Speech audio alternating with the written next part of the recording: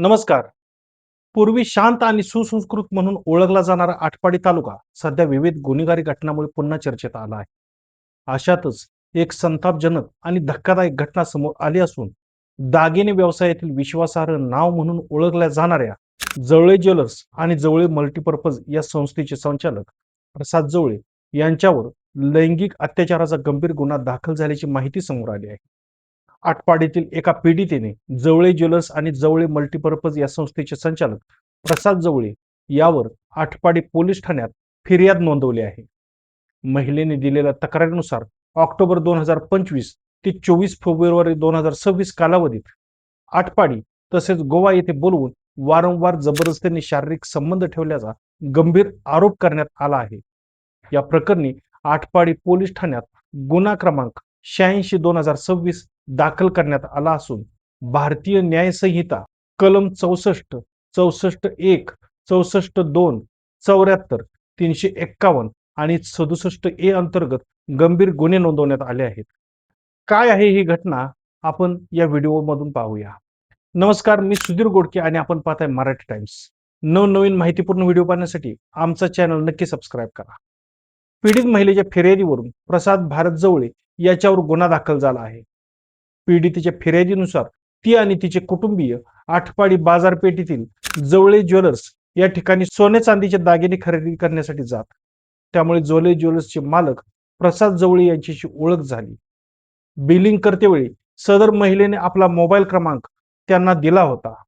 त्यावरून दोघांमध्ये सोन्याच्या दराबाबत संवाद होत होता. ऑक्टोबर 2025 मध्ये प्रसाद जवळेने मी तुमच्या प्रेमात पडल्याचे सांगत शरीर संबंधाची मागणी केली. त्याला पीडितेने विरोध केला. त्यानंतर व्हॉट्सअपवर अश्लील फोटो पाठवले, धमकी दिली. त्यामुळे पीडिता डिसेंबर 2025 मध्ये त्यांच्या जवळे हॉल येथे गेल्या. तेथे जबरदस्तीने प्रसाद जवळे यांनी शारीरिक संबंध प्रस्थापित केले. याचे व्हिडिओ शूटिंग केले असून त्याचे व्हिडिओ व्हायरल करेल अशी धमकी जवळेने दिली. त्यानंतर प्रसाद जवळे पत्नीसह आणि पीडित महिला पतीसह गोव्याला गेली. तेथेही त्याने महिलेशी जबरदस्तीचा प्रयत्न केला. 24 फेब्रुवारी 2026 रोजी पुन्हा प्रसाद जवळेने महिलेला बोलवले. तेथे जबरदस्ती करू लागला. त्यावेळी महिलेचे परिचित 2 तरुण आले. त्यानंतर दंगा झाला. प्रसिद्ध सराफ व्यावसायिकांनी केलेल्या अत्याचाराच्या गुन्ह्याने खळबळ उडाली आहे. आटपाडी शहरासह संपूर्ण तालुक्यातून लोकांच्या विश्वासाला तडा गेल्याची भावना व्यक्त होत आहे.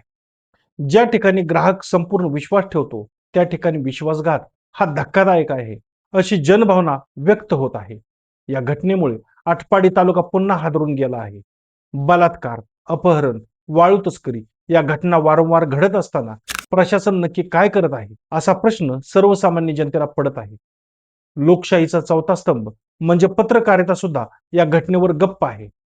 एखाद्या सामान्य व्यक्तीचे प्रकरण असलं तर ते चवीने चघळून ओरडून त्याचे प्रसारण संपूर्ण तालुक्यात दाखवण्याची स्पर्धा असणारे सुद्धा शांत का आहेत? जर एखाद्या व्यक्तीची आर्थिक कुवत असेल तर तो पोलीस प्रशासन तर आहेच, पण लोकशाहीच्या चौथ्या स्तंभालाही नियंत्रित करू शकतो अशी चर्चा आटपाडीत रंगली आहे. दरम्यान या घटनेमुळे संपूर्ण परिसरात खळबळ उडाली असून प्रसाद जवळे फरार असून नागरिकांकडून संबंधित आरोपीवर कठोर कारवाई करण्याची मागणी होत आहे. आटपाडी पोलीस ठाण्याचे विनय बहिर पुढील तपास करत आहेत.